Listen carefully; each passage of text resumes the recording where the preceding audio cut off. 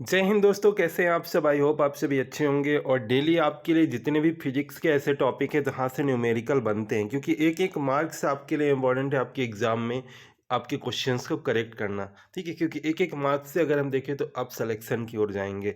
तो इसीलिए मैंने जितने भी ऐसे टॉपिक है जहाँ से आपके न्यूमेरिकल बनते हैं फिजिक्स में क्वेश्चन अगर आपको देखने को जरूर मिलेंगे आगे। तो आज हमने टॉपिक लिया है गुरुत्वाकर्षण। दोस्तों, आप सभी को अगर ये सीरीज पसंद आ रही है ना, तो आप सभी अपने दोस्तों के साथ ज़रूर शेयर करें। ठीक है, क्योंकि जितने भी न्यूमेरिकल क्वेश्चंस हैं ना, वो सिर्फ यहाँ पे ही आपको कराए जा रहे हैं। तो न्यूमेरिकल क्वेश्चन सभी टॉपिक से आपको कराए जा रहे हैं, और सिर्फ अगर आप इन क्वेश्चंस को देख लेंगे तो आप जैसे ही एग्जाम में क्वेश्चन बनेंगे आप आसानी से उन्हें सॉल्व कर पाएंगे। तो दोस्तों, वीडियो को शेयर जरूर कीजिएगा और लाइक करना मत भूलिएगा। चलिए शुरुआत करते हैं आज का पहला क्वेश्चन। आज का पहला क्वेश्चन है कि 15 किलोग्राम भार वाले वस्तु का भार अगर हम देखें कि चंद्रमा पर, अगर आपसे पूछा गया है कि चंद्रमा पर कितना होगा, चंद्रमा पर ये जो भार है आपके कितना होगा, ये आपसे पूछा गया है। ठीक है, तो देखिए सबसे पहले अगर हम देखें तो इसका आंसर आप यहाँ पे क्या करेंगे, इसका आंसर आ जाएगा आपका 25.83 न्यूटन। इसका आंसर ये आ जाएगा। अब अगर हम बात करें कि कैसे आप इसे सॉल्व करेंगे, देखिए इसको न्यूटन में बदलने के लिए 9.8 से गुना किया जाता है। ठीक है, इसीलिए अगर हम देखें तो 15 इंटू 9.8 यानी कि 155.0 न्यूटन आ जाएगा। और फिर क्या होगा, क्योंकि आप सभी को पता है ये मोस्ट इंपॉर्टेंट फैक्ट है, यहाँ से डायरेक्टली क्वेश्चन भी बन जाता है कि चंद्रमा पर वस्तु का भार पृथ्वी पर वस्तु के भार का कितना गुना होता है। तो याद रखिएगा आप सभी, कितना गुना होता है, ये डायरेक्टली क्वेश्चन आपके पूछा गया है एग्जाम में। तो आप सभी को याद रखना है कि 1/6 गुना होता है। और बस जितना आपको आया है उसमें से 1/6 आप निकाल लेंगे। 1/6 इसका आप निकाल लेंगे और 6 से डिवाइड कर देंगे तो आपका आंसर आ जाएगा 25.83 न्यूटन। ये आपका राइट आंसर यहाँ पे हो जाएगा। तो इस तरह से आपको सॉल्व करना है कि अगर आपको ऐसा दे दिया गया और निकालना हो कि चंद्रमा पर भार कितना होगा।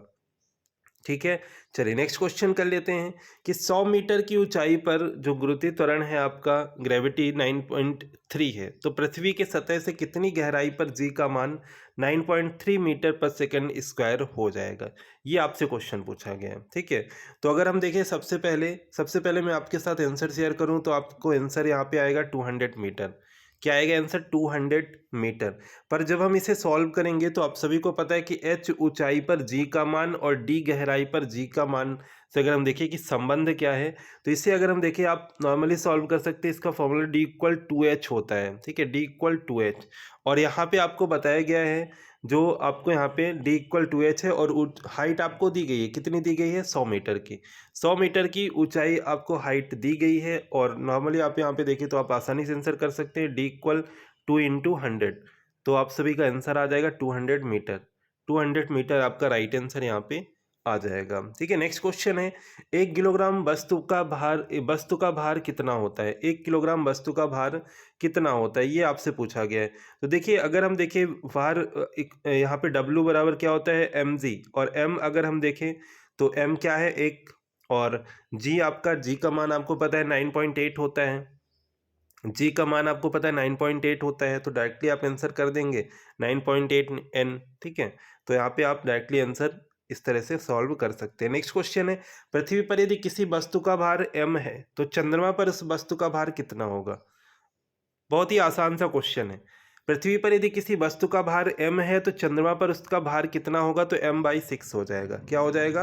m/6 हो जाएगा। बहुत ही आसान सा क्वेश्चन, m/6। ठीक है, नेक्स्ट क्वेश्चन है, 15 किलोग्राम वस्तु का भार चंद्रमा पर कितना होगा? यदि g इक्वल दिया गया यहाँ पे 10 मीटर पर सेकेंड स्क्वायर, यहाँ पे ये मान दिया गया है, तो आप आसानी से इसे आंसर करेंगे कैसे? सबसे पहले तो अगर हम देखें तो इसका आंसर आएगा 25 न्यूटन। 25 न्यूटन आपका यहाँ पे राइट आंसर हो जाएगा। ठीक है, तो यहाँ पे आसानी से आंसर कर सकते हैं। देखिए पृथ्वी पर अगर हम बात करें 15 किलो वस्तु का भार, तो आप क्या करेंगे, यहाँ पे मान दिया गया है, जो हम वहाँ पे 9.8 से हमने मल्टीप्लाई किया था ना, यहाँ पे आपको 10 से करना है, क्योंकि 10 आपको दिया गया है, 10 मीटर पर सेकेंड स्क्वायर आपको मान दिया गया। तो ऐसे मान आपको दे सकते हैं जिसे आपको प्लेस करके आंसर करना है।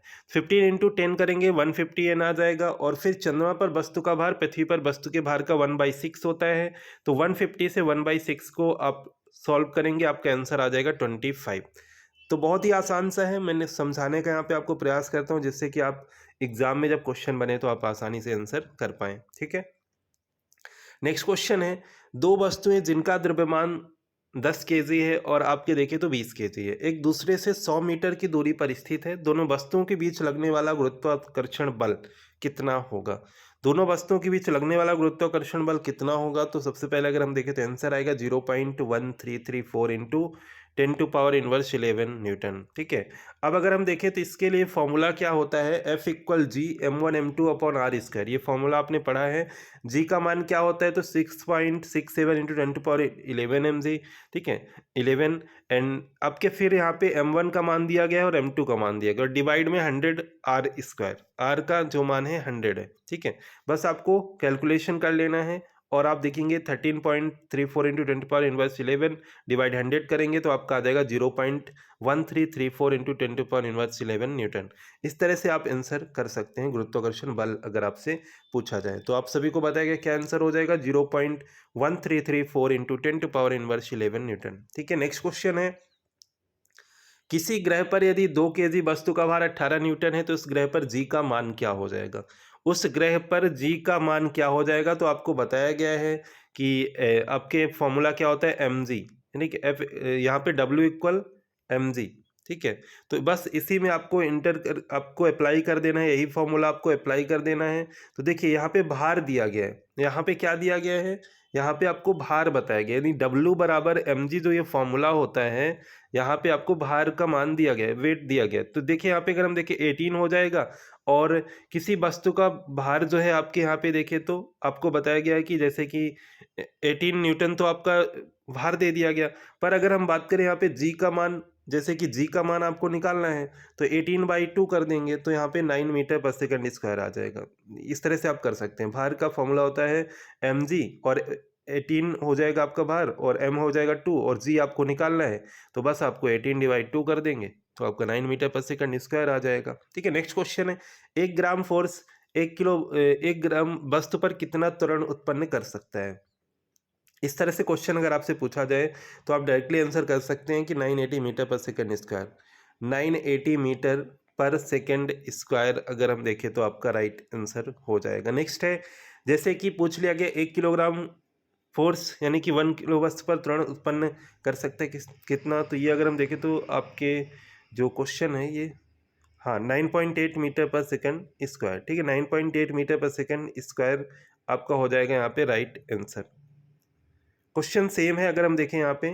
ठीक है, यहाँ पे आपका जो क्वेश्चन सेम है तो हाँ ठीक है, ठीक है, देखिए किलोग्राम पूछा गया है, किलोग्राम पूछा गया है, किलोग्राम पूछा जाए, क्वेश्चन समझिएगा, किलोग्राम पूछा जाए तो 9.8 मीटर पर सेकंड स्क्वायर हो जाएगा और यहाँ पे क्या पूछा गया, यहाँ पे ग्राम में पूछा गया इसलिए यहाँ पे 980 हो गया, ग्राम में पूछा गया। यहीं पे अगर किलोग्राम पूछ लिया जाता तो ये 9.8 हो जाता। ठीक है, समझते हैं ना, 1 किलोग्राम 1000 ग्राम। ठीक है, तो ये आपके सॉल्व कर देंगे, डिवाइड कर देंगे, 9.8 हो जाएगा। इस तरह सॉल्व करना है। नेक्स्ट है, 10 kgf बल कितने डाइन के बराबर होता है? 10 kgf बल कितने डाइन के बराबर होता है? तो 9.98 टू 10⁵ के बराबर होता है 1। कैसे करेंगे, देखिए 10 kgf 10 इंटू 9.8 10 यानी कि 98 n हो जाएगा, 1 न्यूटन बाय 10⁵ डाइन, तो 98 n 98 इंटू 10⁵ डाइन। इस तरह से आप आसानी से आंसर कर सकते हैं। नेक्स्ट है, 2 kg एंड 5 kg द्रव्यमान वाले दो वस्तुओं के बीच की दूरी 0.4 मीटर है, उन दोनों के बीच लगने वाले गुरुत्वाकर्षण बल कितना होगा? तो देखिए इसमें आप यही फॉर्मूला लगाएंगे, F=G m1m2r², 6.67 इंटू 10⁻11 25 0.4 r का मान दिया गया है और सॉल्व कर लेंगे, 416.8 इंटू 10⁻11 न्यूटन आपका आंसर आ जाएगा। ठीक है, नेक्स्ट है, पृथ्वी पर किसी वस्तु का द्रव्यमान m है तो चंद्रमा पर इस वस्तु का द्रव्यमान कितना होगा? तो ये क्वेश्चन तो आपने कर लिया है। यहाँ पे चंद्रमा पर इस वस्तु का द्रव्यमान कितना होगा, देखिए तो भार का मान बदलता है, द्रव्यमान का नहीं। यहाँ पे क्या बोला गया है, क्वेश्चन समझिएगा, मोस्ट इंपोर्टेंट क्वेश्चन है। वस्तु का द्रव्यमान m है तो चंद्रमा पर देखिए द्रव्यमान नहीं बदलता है, कंफ्यूज मत होना आप सभी, द्रव्यमान नहीं बदलेगा। m/6 जहाँ पे किया था ना, वहाँ पे द्रव्यमान की बात नहीं की गई थी। ठीक है, तो द्रव्यमान नहीं बदलता है तो इसका आंसर क्या हो जाएगा, m हो जाएगा। ठीक है, पृथ्वी पर यदि m है तो चंद्रमा पर भी क्या हो जाएगा, m ही हो जाएगा। तो मोस्ट इंपॉर्टेंट क्वेश्चन थे। इसी तरह से और भी हमने टॉपिक से क्वेश्चन किए, आप सभी उन वीडियो को देख लीजिएगा और दोस्तों आप सभी वीडियो को शेयर जरूर कीजिएगा। चैनल पर अगर आप नए हैं सब्सक्राइब कर लीजिएगा, बेल आइकन प्रेस कर लीजिएगा, जिससे कि आने वाले वीडियो का नोटिफिकेशन भी आपको मिलता रहे। तो मिलते हैं नेक्स्ट वीडियो में। Thank you.